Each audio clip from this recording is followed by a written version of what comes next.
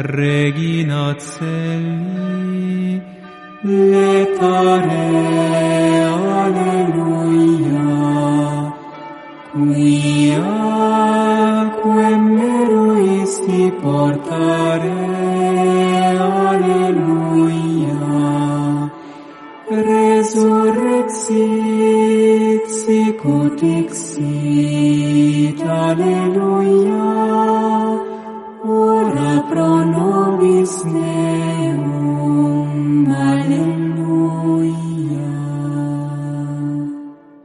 Gaudet letare Virgo Maria, alleluia. Quia surrexit Dominus vere, alleluia. Oremus. Deus, qui per resurrectionem Filii Tui Domini nostri Iesu Christi munum letificare dignatus est, per esta quesumus ut per eius genitricem Virgine Mariam, perpetue capiamus gaudia vitae, per eundem Christum Dominum nostrum.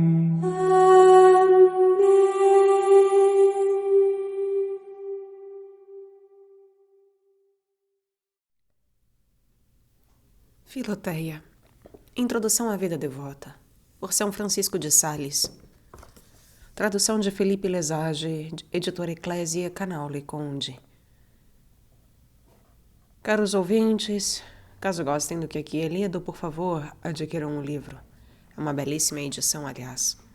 E caso gostem do meu trabalho, venham auxiliá-lo. Isso é possível via Pix, Apoia-se ou Vaquinha. Os links estão no descritivo, centavos serão muito bem-vindos.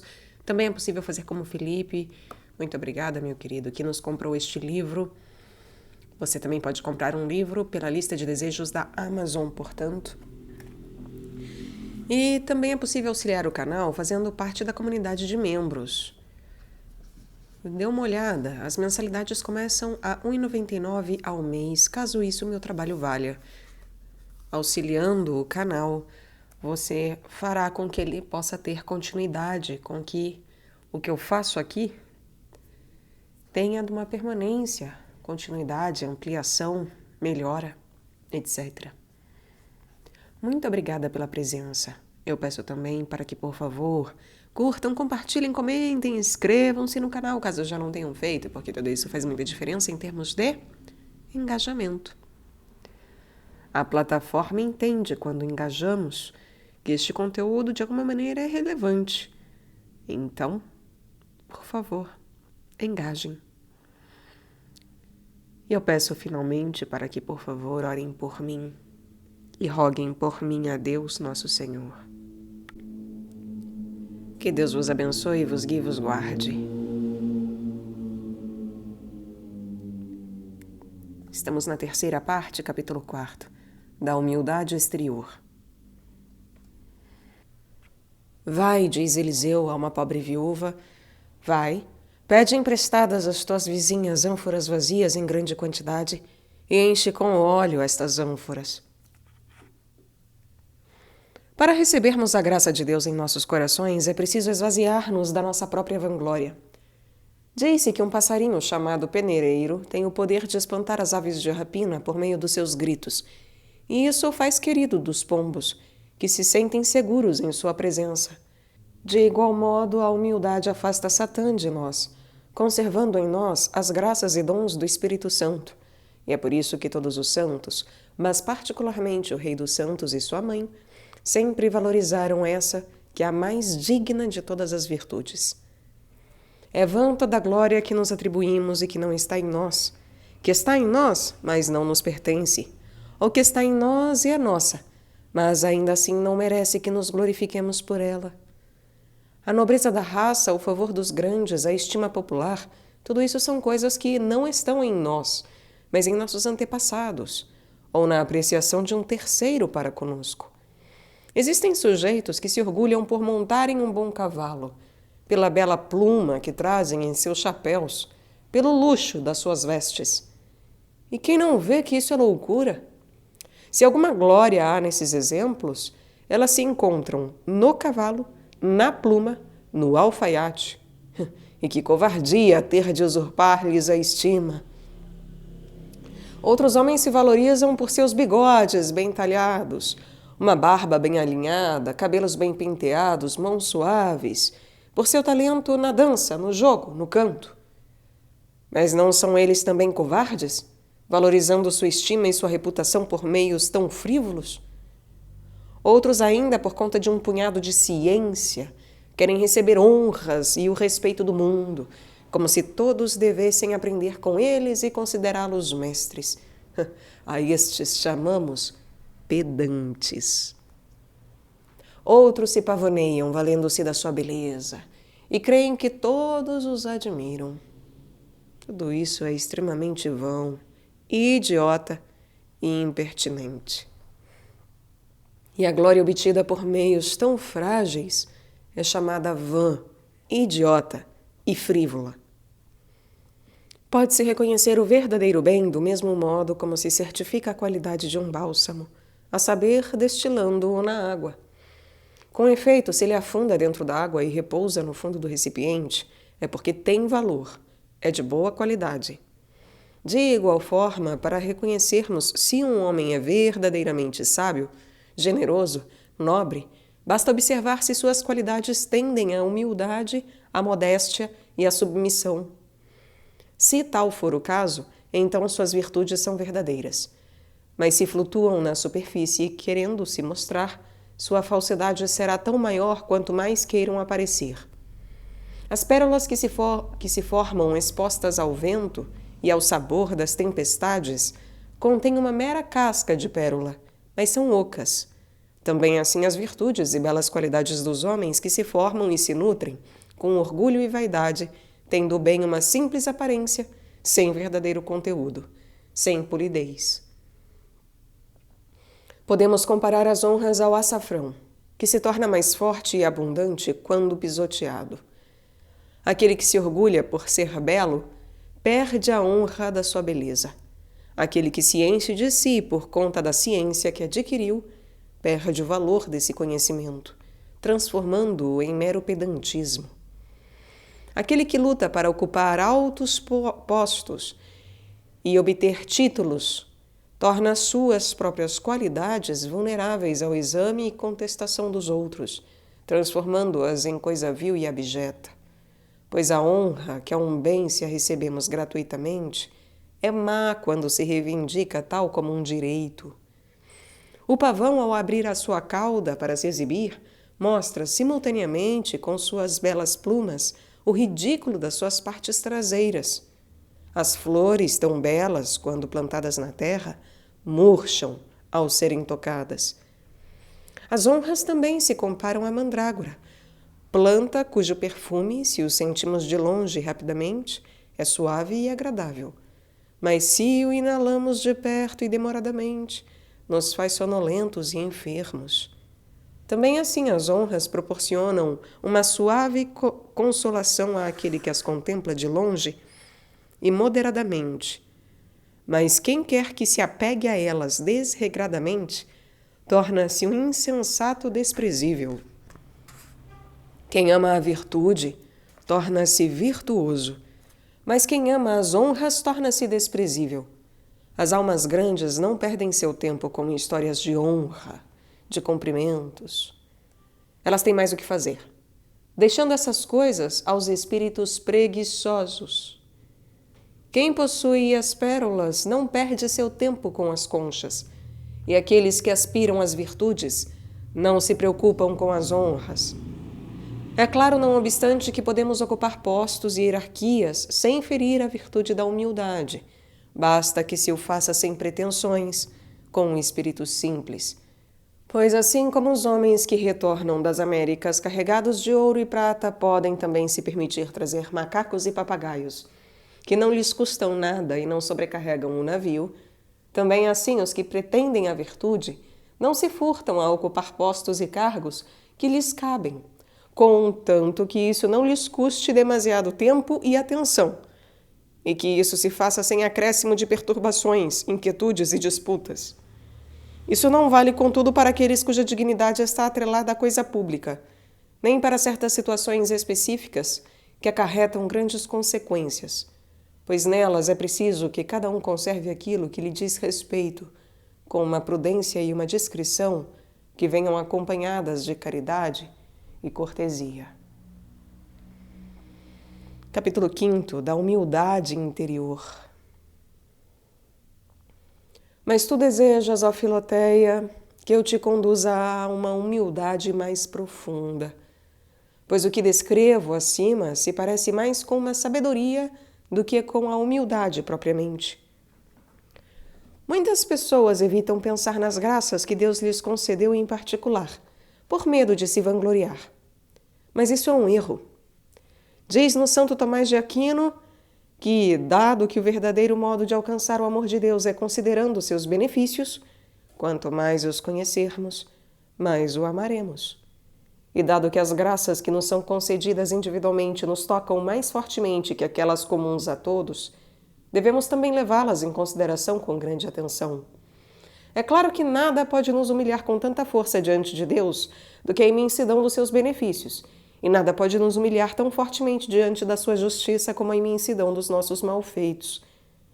Consideremos tudo aquilo que Ele fez por nós e, ao mesmo tempo, tudo o que fizemos contra Ele.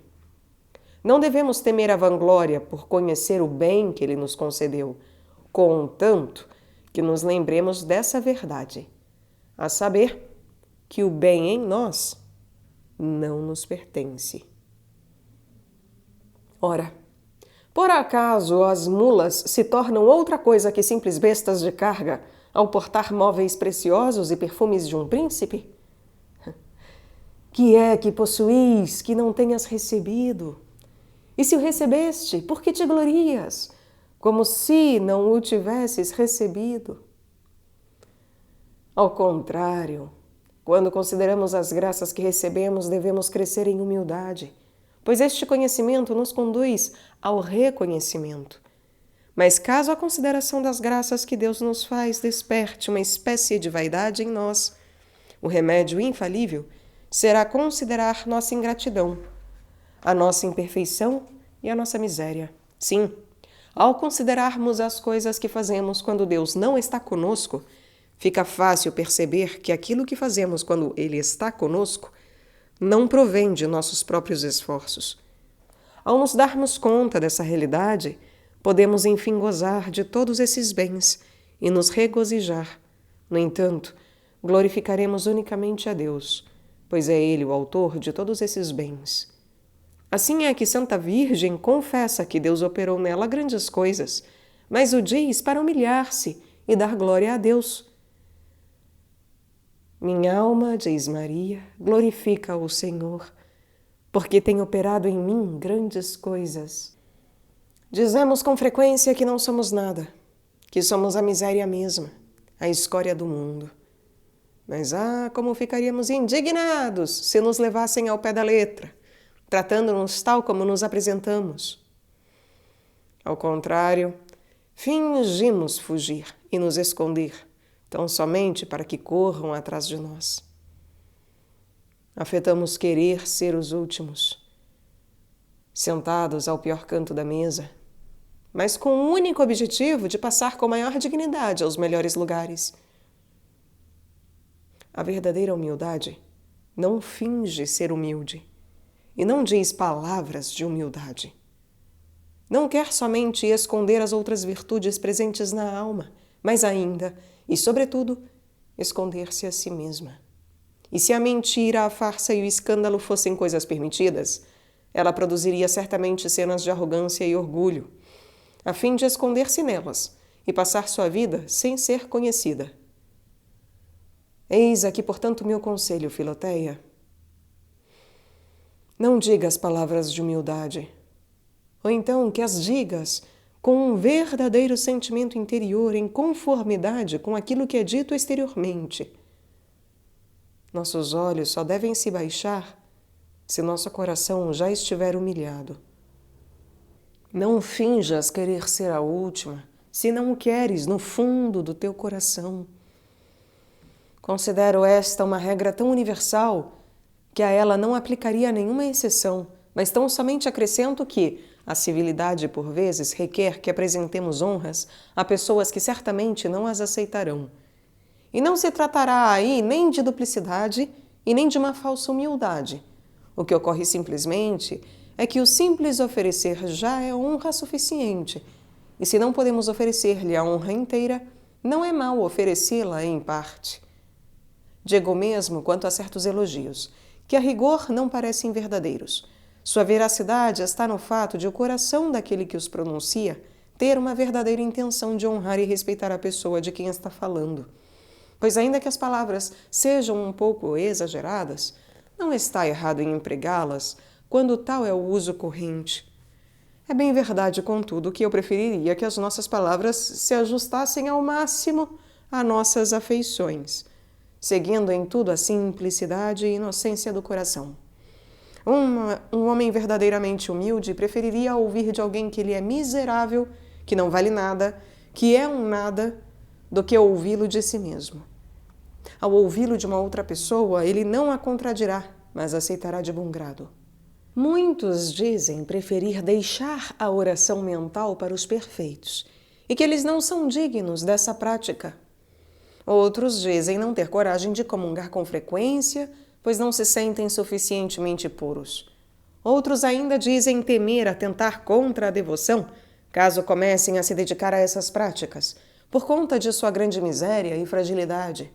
E outros recusam-se a empregar seu talento a serviço de Deus e do próximo, porque, dizem eles, conhecem suas fraquezas e têm medo de se cobrir de orgulho caso venham a fazer algum bem, e que ao ajudar os outros, eles se condenariam.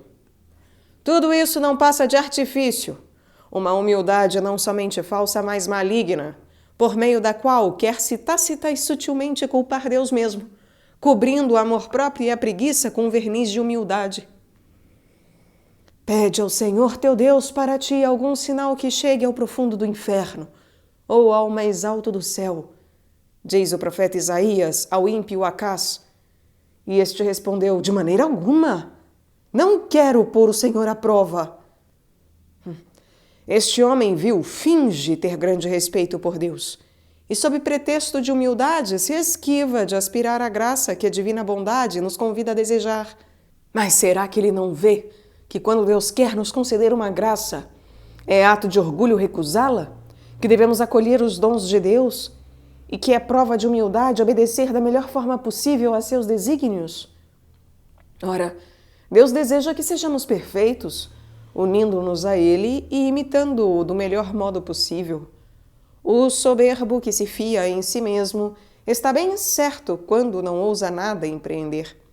Mas o humilde é tanto mais corajoso quanto mais se reconhece impotente. E quanto mais se estima frágil, mais se torna audaz, pois deposita toda a sua confiança em Deus, que se compraz em dar prova da sua onipotência por meio de nossa fragilidade e aumentar a sua misericórdia ante a nossa miséria. É preciso, portanto, ousar com humildade, empreendendo tudo aquilo que, segundo o nosso diretor espiritual, seja útil ao nosso avanço espiritual.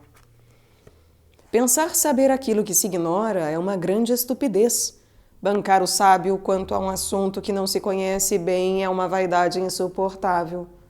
Quanto a mim, prefiro não ter de bancar o sábio nem mesmo quanto àquilo que sei, bem como não gostaria de fingir-me ignorante.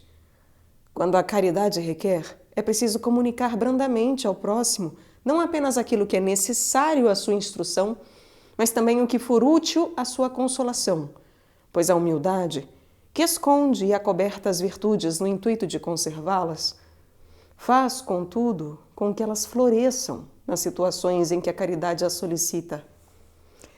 Nesse sentido, ela se assemelha àquela árvore das ilhas de Tilos, que durante a noite conserva fechadas as suas belas flores de uma coloração encarnada, e as abre ao nascer do sol, de modo que os habitantes da região dizem que essas flores dormem à noite. Também assim a humildade cobre e esconde nossas virtudes e perfeições humanas, e não as faz jamais aparecer, senão por demanda da caridade, a qual não é uma virtude humana, mas celeste, não moral, mas divina. Verdadeiro sol de todas as virtudes, sobre as quais deve sempre reinar, Assim é que toda humildade que prejudica a caridade é, sem sombra de dúvidas, falsa. Quanto a mim, não quero nem bancar o louco nem o sábio, pois se a humildade me impede de bancar o sábio, a simplicidade e a sinceridade me impedirão também de bancar o louco. E se a vaidade é contrária à humildade, o artifício, a afetação e o fingimento são contrários à sinceridade e à simplicidade. Se alguns grandes servidores de Deus bancaram os loucos visando a se tornar alvo de desprezo diante do mundo, devemos admirá-los, mas não os imitar. Com efeito, eles têm motivos legítimos que os conduziram a recorrer a esses excessos tão particulares e extraordinários. E não devemos daí tirar conclusões para as nossas vidas. Quanto a Davi, é verdade que ele dançou e saltou mais do que seria de se esperar diante da Arca da Aliança. Mas não o fez por loucura. Simplesmente seus movimentos exteriores traduziam a imensa alegria que ele sentia em seu coração. E quando Micol, sua mulher, o criticou, chamando-o de louco, Davi não se deixou alterar, mas persistiu em sua alegria e aceitou a ofensa para a maior glória do seu Deus. Por essa razão posso afirmar que, se tu manifestares tua devoção com toda a sinceridade, e por isso fores considerada uma louca, uma má pessoa, a humildade te ajudará a tirar proveito desse infeliz opróbrio, cuja causa não se encontra em ti, mas naquele que te julga. Capítulo 6. A humildade nos faz amar nossa abjeção.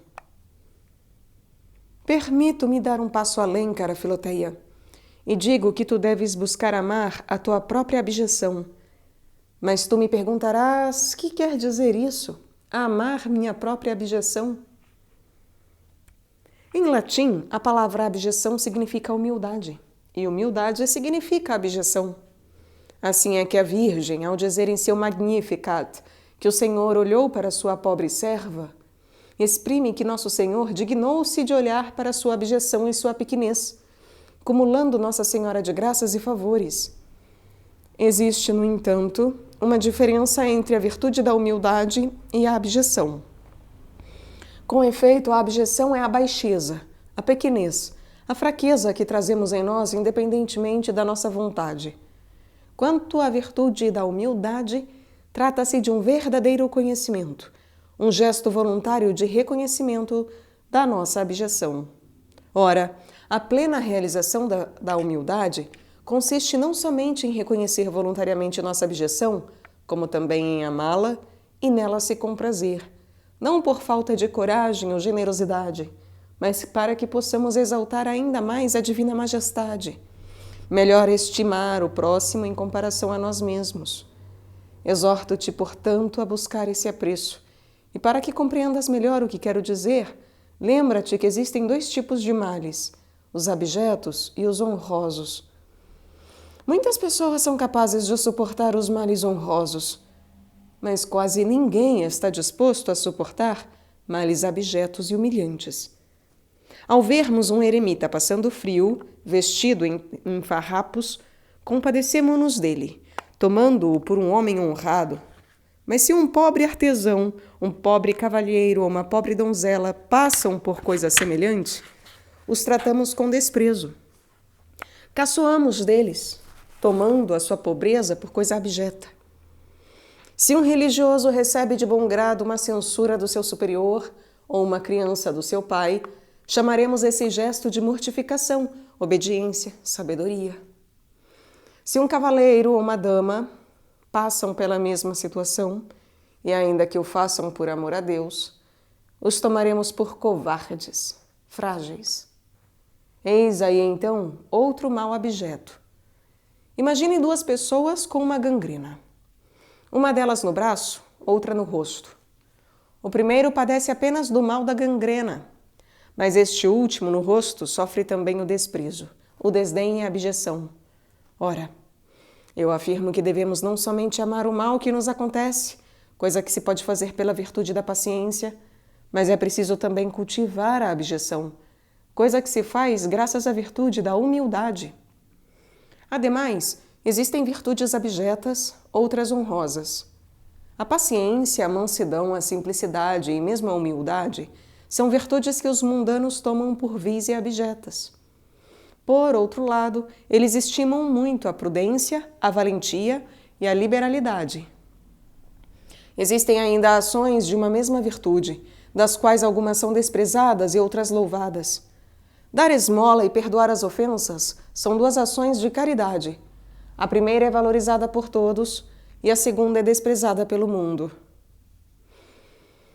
Um jovem cavalheiro ou uma donzela que não se permitam cair nos hábitos desregrados do jogo, dança, bebida ou da obsessão pelas aparências serão criticados e censurados pelos outros.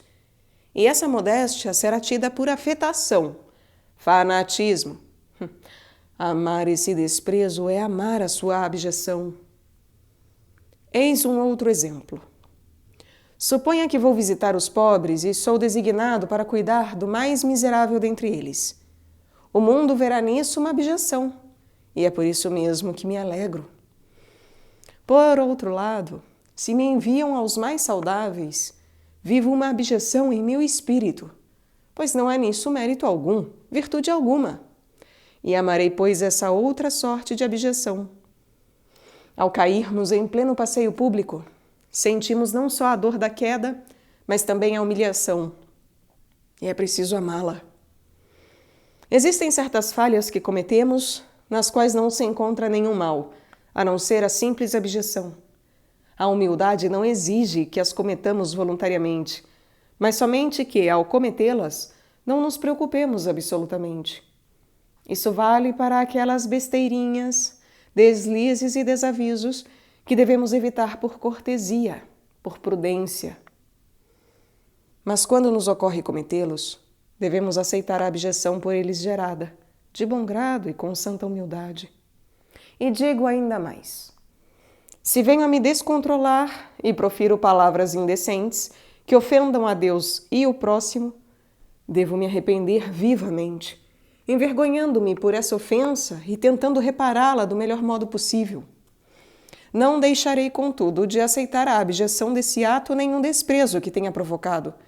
E se me fosse possível dissociar uma coisa da outra, rejeitaria veementemente o pecado e guardaria humildemente a abjeção. Mas ainda que amemos o sentimento de abjeção decorrente do mal, não devemos deixar de remediar o mal causado por meios adequados, sobretudo em se tratando de um mal grave. Suponha-se, por exemplo, que uma enfermidade abjeta se deflagre em meu rosto. É legítimo que eu busque uma cura, mas não devo me esquecer da abjeção por ela provocada. Se cometo uma falta que não ofende ninguém, não devo em nada me desculpar, pois trata-se de um defeito, e a humildade não permite isso. No entanto, se eu ofendo ou escandalizo alguém, seja por descuido ou por estupidez, devo reparar a ofensa apresentando desculpas sinceras, tanto mais se o mal causado for permanente, a caridade obrigando que nos esforcemos para apagar suas consequências. Isso dito, pode às vezes ocorrer que, por caridade, devamos remediar também a nossa abjeção, pelo bem do próximo, caso lhe seja necessário ter-nos em boa estima. Nesse caso, devemos tirar nossa abjeção da vista do próximo, evitando o escândalo, mas escondê-la bem dentro do nosso coração, edificando-o com essa experiência. Se me perguntares, Filoteia, quais são as melhores abjeções, digo com toda a clareza que as mais proveitosas à alma e agradáveis a Deus são aquelas que nos ocorrem por acidente, pelas circunstâncias da vida, sem que as tenhamos escolhido, recebidas tais como Deus nos enviou, pois Ele sabe o que é melhor para nós. Quanto maior for a abjeção, quanto mais contrária às nossas inclinações, contanto que conforme a nosso estado, melhor. Pois devo dizer definitivamente que nossas escolhas corrompem e minguam todas as nossas virtudes. Quem poderá dizer, junto com o grande rei Davi, prefiro deter-me no limiar da casa de meu Deus a morar nas tendas dos pecadores? Quem é digno de dizer isso, cara Filoteia, senão aquele que, para nos exaltar, viveu e morreu como o opróbrio de todos e a abjeção da plebe? Sei que as coisas que digo te parecerão duras, mas crê em mim, elas se tornarão mais doces que o açúcar e o mel quando as colocares em prática. Capítulo 7. Como conservar a boa reputação guardando a humildade. Não se louva, não se honra e nem se glorifica um homem por uma simples virtude ordinária que ele possua, mas sim por virtudes excelentes. Com efeito, quando louvamos alguém, é porque queremos incentivar os outros a reconhecerem suas qualidades. Quando honramos, é para afirmar que nós mesmos as estimamos. E, finalmente, a glória é, a meu ver, um certo esplendor da reputação que nasce pelo acúmulo de diversos louvores e honras. Assim é que as honras e os louvores são como pedras preciosas, que reunidas produzem a glória como um esmalte que as recobre. Ora, como a humildade não pode suportar que tenhamos o mais mínimo desejo de nos sobressair no que quer que seja, é também impossível para ela suportar que aspiremos aos louvores, às honras ou à glória oriundos desse sobressair. Ela pode aceitar, contudo, aquele conselho do sábio, que diz que devemos zelar por nossa reputação, a qual não deriva necessariamente de uma busca por destaque em meio aos outros, mas da busca pela prudência, pela integridade moral, coisas que a humildade não nos impede absolutamente de almejar, nem, portanto, de desfrutar da reputação que delas deriva. É bem verdade que a humildade desprezaria a reputação se essa não fosse necessária à caridade. É bem verdade que a humildade desprezaria a reputação se esta não fosse necessária à caridade. Mas dado que se trata de uma noção fundamental para a vida em sociedade, e que sem elas somos não somente inúteis, mas vulneráveis aos ataques públicos, a caridade requer e a humildade aceita que a desejemos e conservemos cuidadosamente. A boa reputação, ademais, se assemelha às folhas de uma árvore, que em si são coisas de pouco valor, mas se mostram úteis não só para embelezar a copa, como também para conservar seus frutos, quando estes ainda não estão maduros. De igual modo, a boa reputação, que por si só não é a coisa especialmente desejável, se mostra muito útil não apenas para ornar as nossas vidas, mas também para conservar nossas virtudes, principalmente aquelas ainda frescas e frágeis. A obrigação de preservar nossa reputação, de nos tornarmos dignos da estima dos outros, nos força a desenvolver uma coragem generosa, com uma doce e poderosa violência. Conservemos, pois, nossas virtudes, minha cara Filoteia, pois elas agradam a Deus, fim último e soberano de todas as nossas ações. Mas como aqueles que querem preservar os frutos de uma árvore não se contentam apenas em pô-los em conserva, mas dispõem também alguns deles em fruteiras próprias a esse fim, também assim, guardando sempre o amor divino como principal conservador das nossas virtudes, podemos empregar algumas delas na preservação da nossa reputação. Não devemos, contudo, preservar essa reputação de forma demasiado zelosa e detalhista. Não devemos, contudo, preservar essa reputação de forma demasiado zelosa e detalhista. Aqueles que o fazem são como hipocondríacos, que, diante do mais mínimo incômodo físico, se medicam, e, na esperança de conservar sua saúde, a pioram.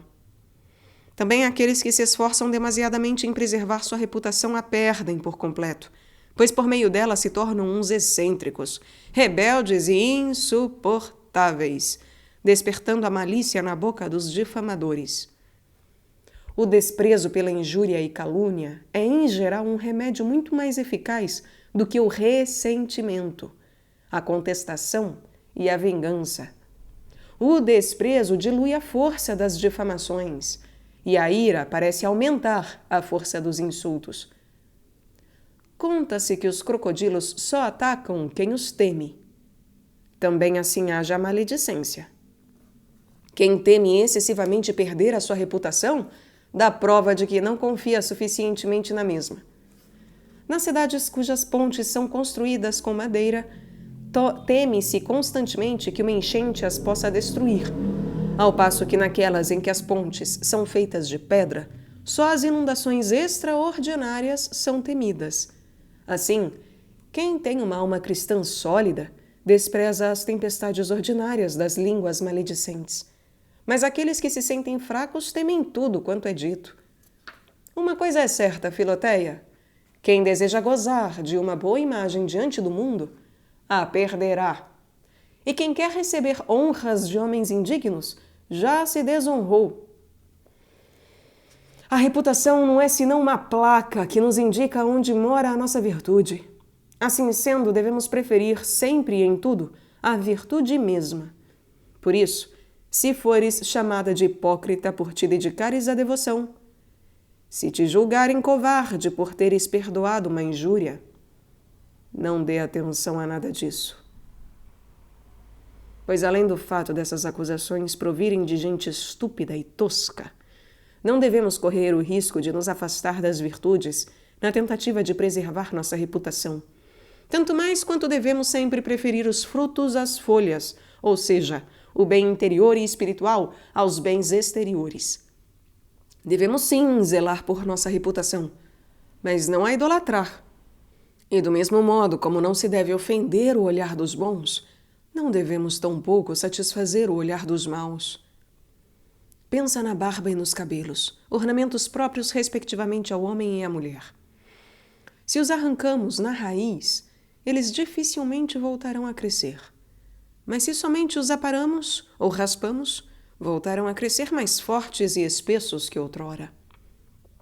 Assim, se por um lado é possível atentar contra a reputação, pelando-a em partes, ou mesmo integralmente, com a língua cortante dos maledicentes, que é, segundo o rei Davi, uma afiada navalha, por outro, não devemos nos preocupar com isso, pois ela logo renascerá,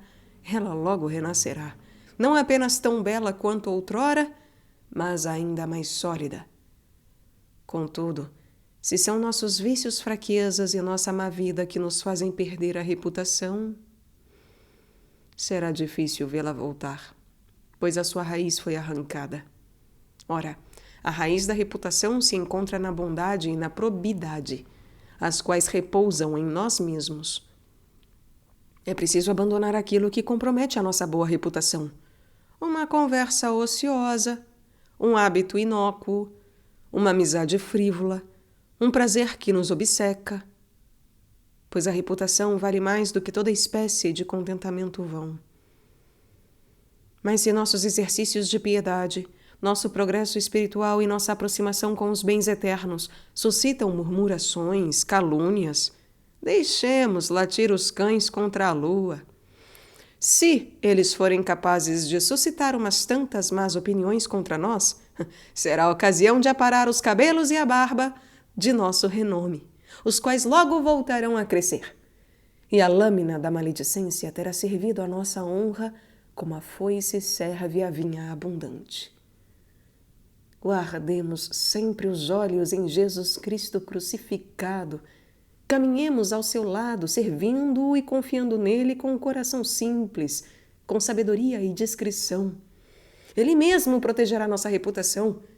E se nosso Senhor vier a permitir que ela nos seja atacada, será tão somente para nos oferecer uma outra ainda melhor, ou para nos fazer provar da santa humildade, da qual uma única gota vale mais do que rios de honrarias.